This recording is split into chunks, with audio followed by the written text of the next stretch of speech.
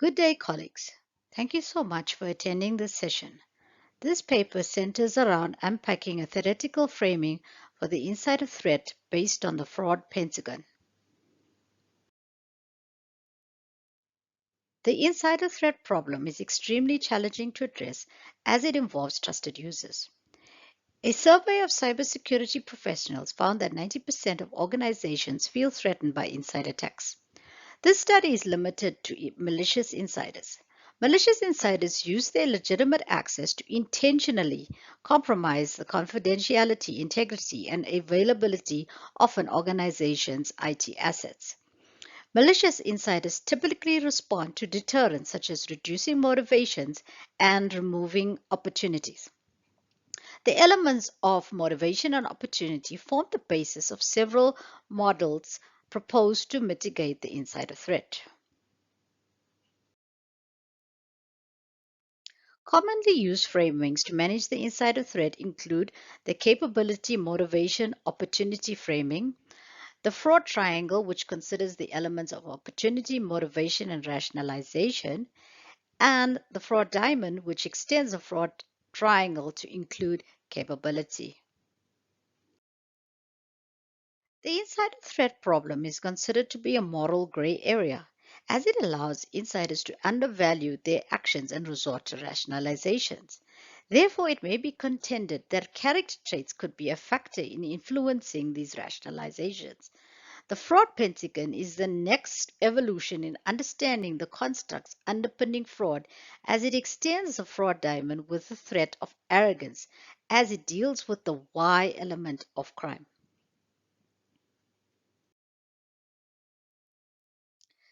A strategy to mitigate the insider threat cannot view the aforementioned constructs in isolation. Studies suggest that these constructs are not discrete but may have interdependencies. For example, opportunities combined with occupational status may be a greater driver than motivation and rationalization.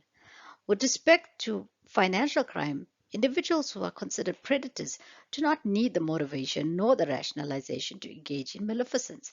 They merely require the opportunity to be lured into crime. However, there appears to be a paucity of studies that consider the interdependencies between the fraud pentagon and the insider threat problem. A related study by Ahmed et al. Considered occupational fraud but did not probe the interdependencies as a primary objective. Therefore, this study is a preliminary step in developing a theory for examining the insider threat based on the vertices of the fraud pentagon.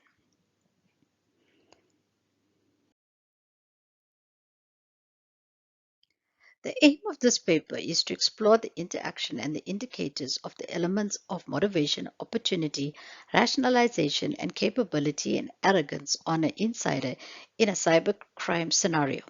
The paper contributes to the cybersecurity domain in two cogent ways. First, the current interpretation will be useful to cybersecurity practitioners and researchers in generating solutions to the insider threat problem. Second, a presentation of the framing of the theoretical underpinning will assist cybersecurity professionals in leveraging crime theories to manage insider threat problems. The prevalence of the models discussed earlier was analyzed by conducting a first-order systematic review, which involved exact text string matching as search terms. The CMO model appears to be widely accepted towards managing the insider threat. It appears that the fraud triangle and the fraud diamond is also commonly referenced. However, the trend shows that the fraud pentagon has not been given due consideration in cybercrime. A generic search using the term fraud pentagon found two unrelated records on ScienceDirect and 337 records on Google Scholar. A scan of these records found that the fraud pentagon is gaining momentum in other fields such as financial fraud and academic fraud. A comparable paper by Ahmed reasoned that technology has helped reduce some types of fraud by reducing opportunities for crime. However, there's a need to consider a holistic framing that includes organizational culture and processes. This work did not consider the interdependencies of the fraud pentagon on occupational fraud. Evidently, there's a need for more studies to demonstrate the viability of using the fraud pentagon for insider threat mitigation.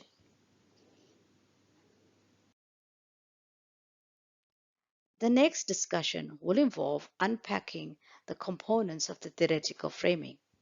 This involves the elements of opportunity, motivation or pressure, rationalization, competence or capability, and arrogance.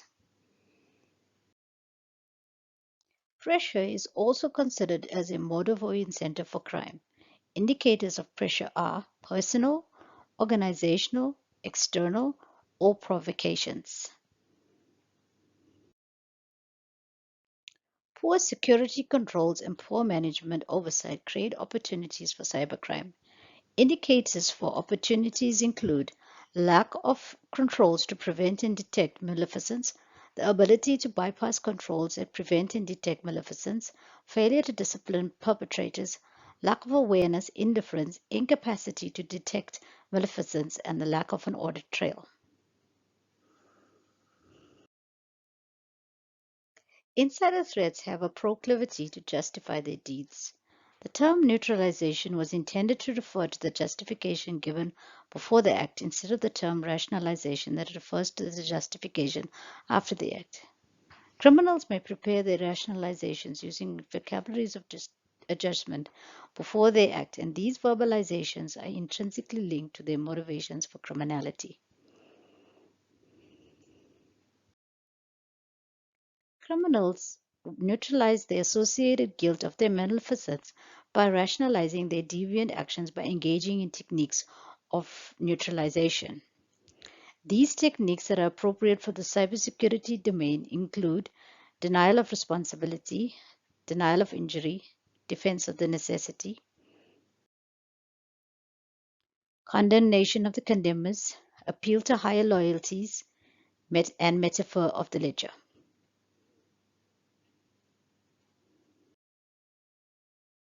Capability consists of traits such as knowledge and power, intellect, strong ego, confidence, and arrogance, the ability to conceal fraud and coerce others. These properties are related to the breadth, depth, and the finesse of the skills involved in cybercrime.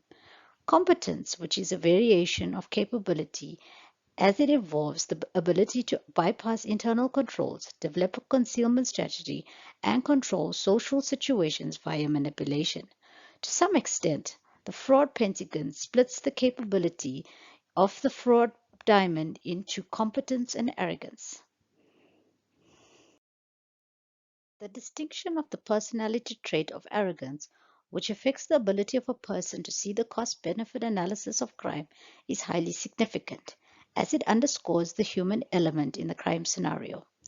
Masberg et al., who chronicled the characteristics of insider threats, found the following similarities amongst cases: unusual need for attention, a sense of entitlement above the rules, arrogance, compensatory behaviors for self esteem, lack of impulse control, lack of conscience, and chronic rule violations.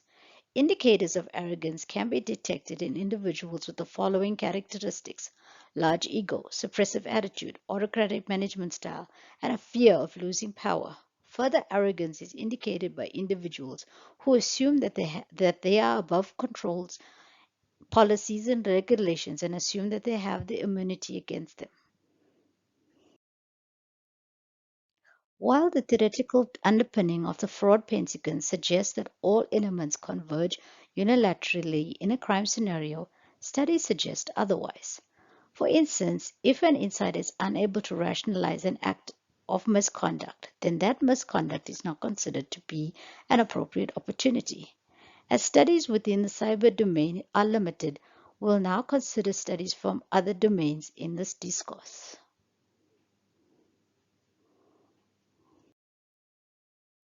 Several studies found that arrogance was not a significant determinant for deviances within corporate fraud, while a related study found that the work environment acts as an intervening variable between arrogance and unethical behavior in the workplace.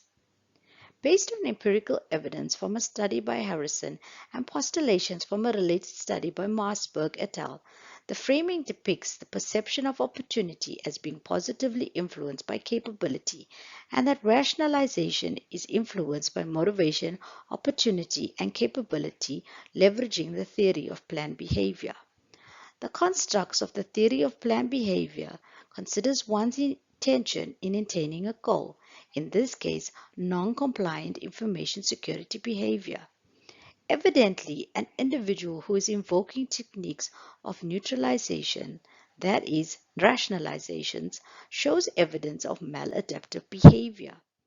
And this suggests that personality is a mediating factor in the process. Thus, arrogance influences the rationalization construct.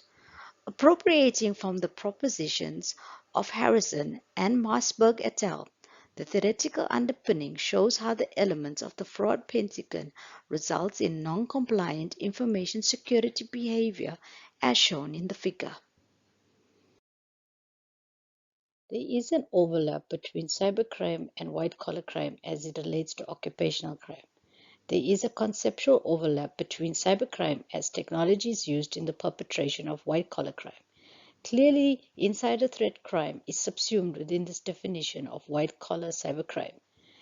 Insider threat crime is characteristically committed within the course of the insider's typical duties at work.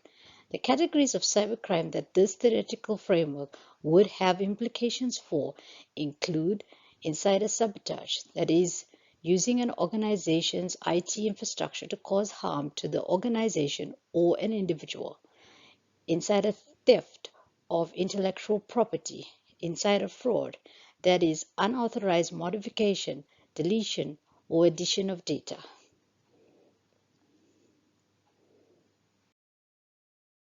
As the insider threat problem shares many similarities with white-collar crime, it would be sensible to consider mitigation strategies from well-established criminology theories. For example, situation crime prevention theory. This has been applied to cybercrime and the insider threat problem. The theory considers 5 categories and 25 subcategories of opportunity-reducing measures. These include increased effort, increased risk, reduce rewards, reduce provocations, and remove excuses. Some of the categories of situational crime prevention theory may be mapped as mitigation strategies towards curbing the manifestation of the fraud pentagon elements. Some techniques that could be used to increase the effort and thus make an opportunity less appealing could be access controls, key splitting, segregation of duties, background checks, offsite storage of data, web access controls, filtering downloads, termination procedures, least privilege, file access permission, and periodic audits.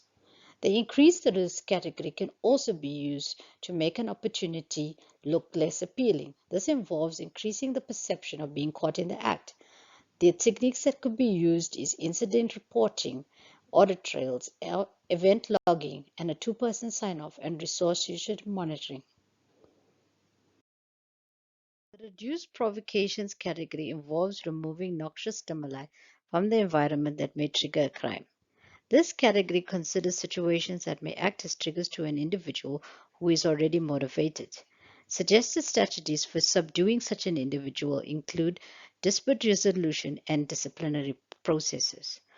The reduced rewards category involves reducing the perception that the benefits of the crime would be worthwhile.